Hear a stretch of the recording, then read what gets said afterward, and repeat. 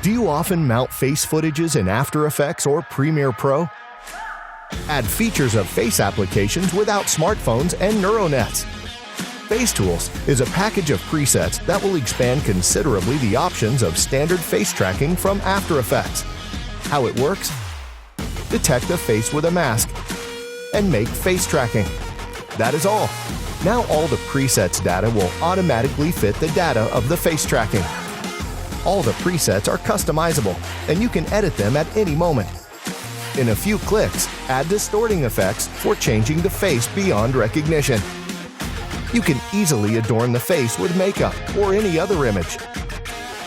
Try to add some texture on the face, for example, wrinkles. Stabilize your video by face in order to make it more expressive. Use reverse stabilization to apply effects from distortion category to the face. Replace the face using a common photo of another person. Brush out skin defects such as pimples and pigmented spots. Test Face Tools features right now. Face Tools is your face application for After Effects.